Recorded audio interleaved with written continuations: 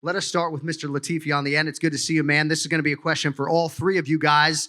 So you're the underdog here against Derek Lewis on Saturday night. The fan, Jake Irish MMA, wants to know, do you prefer being the underdog or the betting favorite in a fight?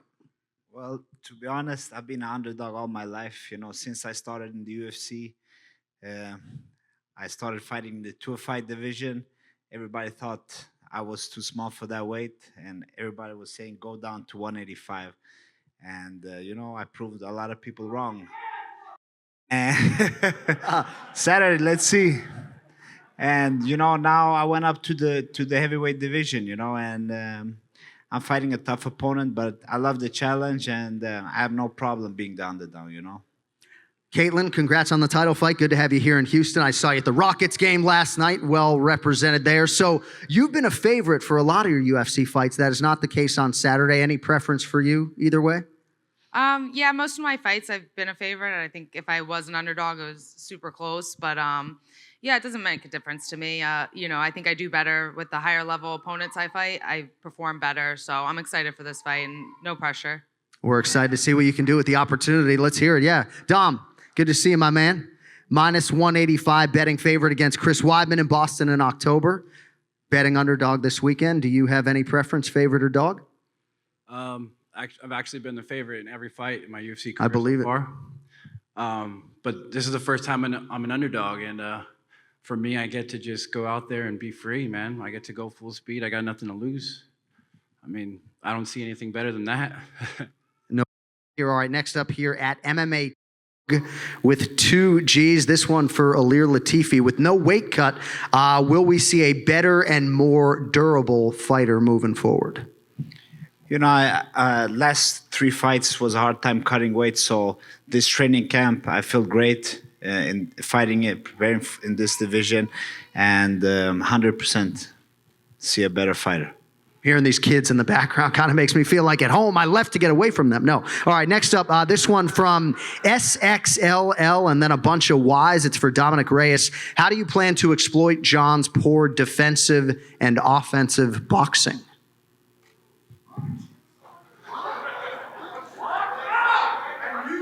It's no secret that John isn't the best boxer in the UFC. He's a great kickboxer. He has great range. He uses his kicks very well, but he's not the best boxer. And I intend to exploit that. I think my boxing is probably the best in the division. And with footwork and fearlessness, I'll get in there and put these hands on him. Katlyn, do you think style-wise this will be your most challenging fight to date? I don't necessarily think style-wise. I think Valentina is definitely my toughest opponent that I faced. She has definitely the most experience, but style-wise, I mean, I guess I see everything in my training. I train with a lot of professionals that are in the UFC, have been in the UFC for years and years. So to me, I kind of train with the best of the best. I train with the best jiu-jitsu people in the world. I go to Gleason's Boxing. I train with world champion boxers all the time. So, she has everything, but I see that all the time in training. Right. But as far as in the actual fight, she's definitely my toughest opponent yet. And the same question for you, Dominick. This is from Jesse_Regina. Do you see John as style-wise your most challenging fight to date? Well, absolutely. It's John Jones, man. I mean, he hasn't been the king for as long as he has for no reason. Style-wise, it's a very, very tough matchup. But I'm ready for the challenge, man. All right, appreciate the fan submissions. We will now open it up to the assembled media. We appreciate every last one of you coming out here on a Wednesday. Do we have a microphone circulating for the esteemed members of the press? John, we got it. All right, fire away. Yeah. For Dominick, I want to ask you, when you look at John's fights and you see the wins that he's had, do you see like a commonality among all the opponents? I mean, is there a mistake that everybody has made or most people have made against him? I think the most common mistakes all his opponents make is they let doubt creep in. They let the John Jones monster get in their heads, and they start doubting themselves within the fight, and then he takes over. And then once he takes over, you're not coming back.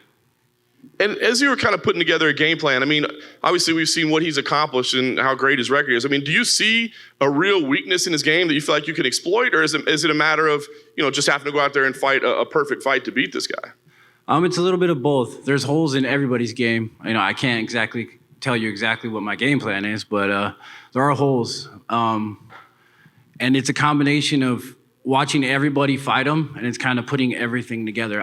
He has so much film on him, and I'm able to get that film, break it all down, figure out all the probabilities, all the statistics on his fights, and put it together. But at the same time, I got to be the best version of myself, and I have to fight a near perfect fight as well. Nobody's perfect, but I got to be close. Nice. And I guess maybe outside of, game plans and style and training, what's the biggest piece of advice Joe Stevenson has given you? Believe in yourself, kid. Fair enough. Thanks, Tom. Katlyn, I kind of want to ask you a similar question. I mean, you're both facing very dominant champions, of course. So when you watch her fights back, I mean, do you see a commonality that opponents have made, that mistakes that they've made when they've gotten in there? Yeah, I mean, pretty similar to what Dominick said. Each person, is different styles. So I kind of look at them and see how their fight went with her.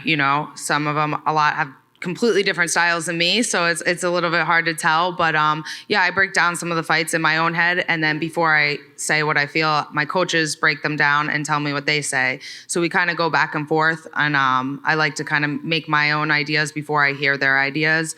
And together we just kind of make a game plan, and I trust everything they say, and I believe in my abilities and what I'm capable of. And I think with those two, with the game plan and my abilities combined, I think that I'm pretty confident. Right. Certainly the biggest fight of your life. I'm curious, what's one change, one addition, one thing that was new this time around that you hadn't done before that you feel like is really going to be a key to you winning? I would say that my last couple fights, I kind of made a couple little changes. I've been sparring a lot more. For me, I know a lot of fighters are tending to veer away from sparring. But for me, I feel like I learn the best if I actually spar. If I hit the mitts and drill things, everyone can do that perfect, but getting the reps in and sparring is kind of, for me, how I learn. So in my last couple of fights, I've been sparring a lot more than normal. I used to spar like 3 days a week. Now I'm sparring 5 days a week. But that's kind of what change I made in the last couple fights, but definitely kept that going for this fight, for sure. Thank you, Katlyn.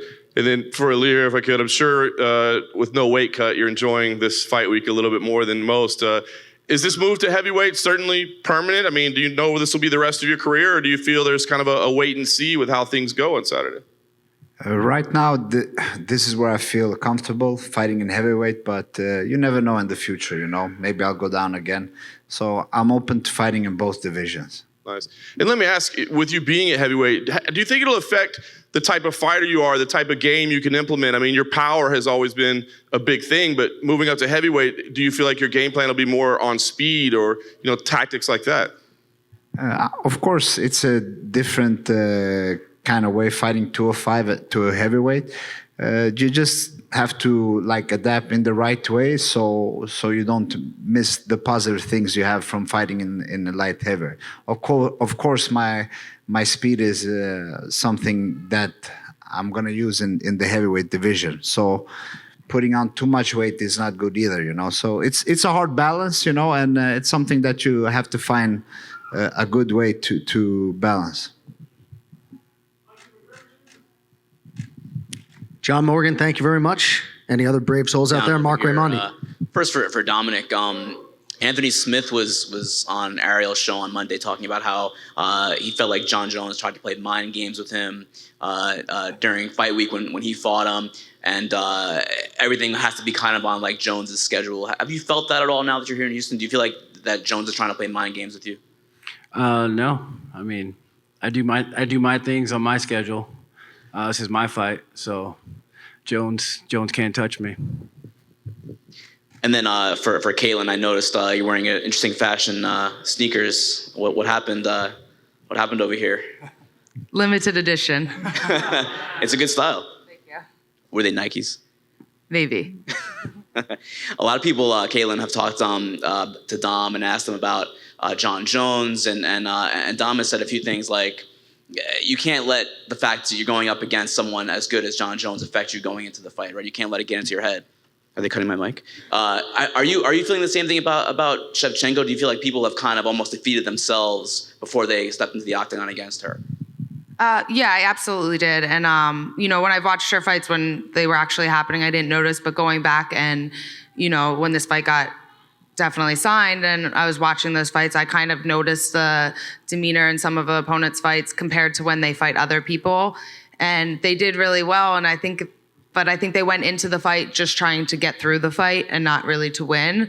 I think it's different to get through a fight, and to win is a totally different mindset. And I think that some of them definitely went into it, a little defeated before and just trying to perform as good as they can, but, a little bit safe and just trying to be careful, but not necessarily go in there full 100% confidence that they can win. The fights that were tougher for her, is there anything that you can take from those fights that you can possibly apply on Saturday? And is she as good as people say, do you think, just from watching her film and everything? Yeah, I mean, Valentina is definitely very good, and that's why she's the champ for a reason, and that's why, everyone knows who she is. But, I think, like, when she had her amazing head kick knockout, everyone saw that and it was like, she's such a killer, and she is very good, but most of her fights were decisions. So it's kind of like, which makes it great for me because there's a lot of rounds to study. She's had a lot of 5-round decision fights. So more tape for me to study and look and see how she does against different opponents. But, I think when a fighter has a crazy knockout, they always expect that for the next fight. But you got to look at not just the highlight reel, the whole fights and everything.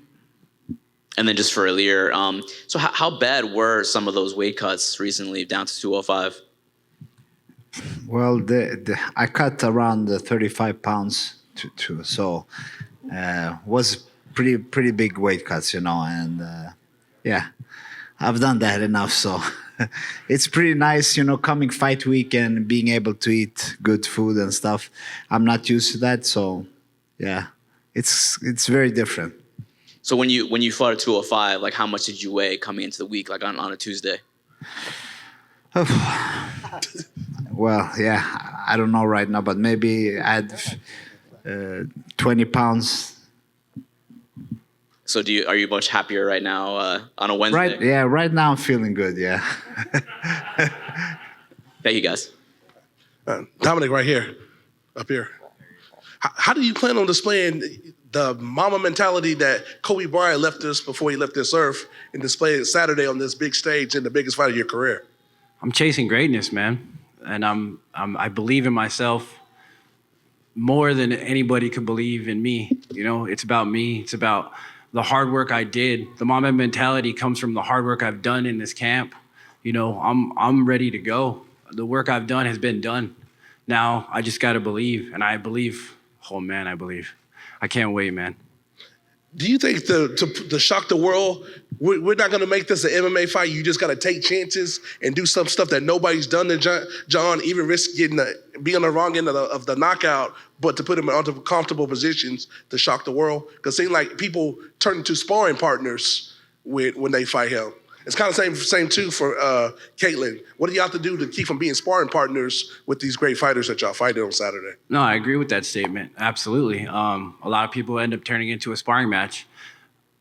I'm willing to go in there and get knocked out if I have to. I mean, you got to put yourself in danger. It's the biggest risk, makes the biggest reward. So I'm ready to go out there and throw down, man. I'm ready to bleed as much as necessary. Same for Katlyn. Yeah, I mean, I think, like you said, everyone just goes in there and sparring partners. I think when there's a dominant champ, then everyone goes in there and just tries to play their game. And I think the most important part is to go in there and for me and just play my game. And does it bother you the fact that there's perceptions out there that it's Valentina and everybody else, and you're kind of like with everybody else? Is that extra motivation? Because it's like that for the whole division. I mean, I've been motivated, my whole career, so I don't need other people to tell me stuff or say stuff for extra motivation. But, that's just how the game is. And, it's not up to me to sit here and tell you guys what I'm going to do. It's up to me to show you guys on Saturday. And my last question is for Ilir. how excited are you to deal with the Houston people? I'm from Dallas, but I know Houston people are going to show up and show out for Black Beast.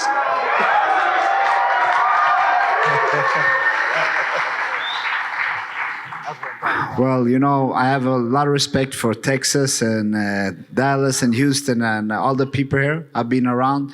I know the American people from here are very proud, and you know, it's a big honor to be here fighting. You know, I'm fighting Derek. He's a hometown boy. I have a lot of respect for him.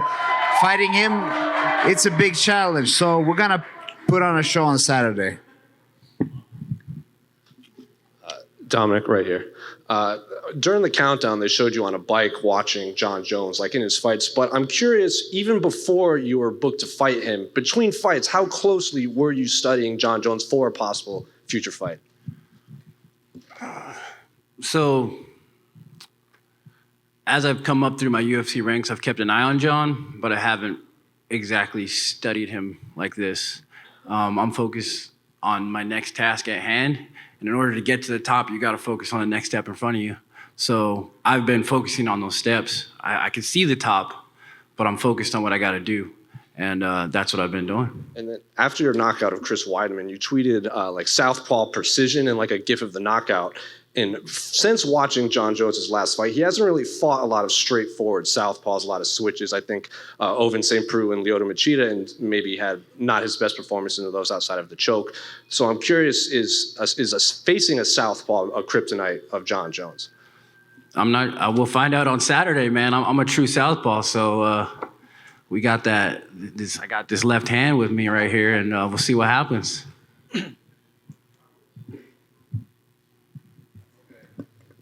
Anybody else? Last call, Mike Baum, what do you got? This is for Dominick and Katlyn. Obviously, you guys both very confident going in there against dominant champions. Is it your expectations that if you win these fights, there's going to be immediate rematches, or do you think you win so convincingly that that's not something that comes up? Dom, you can go first.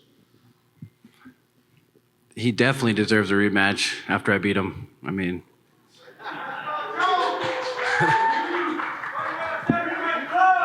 Yeah, I mean, absolutely. I think anytime there's a dominant champ and they lose, I feel like they deserve that. So yeah, I'll give Valentina a rematch.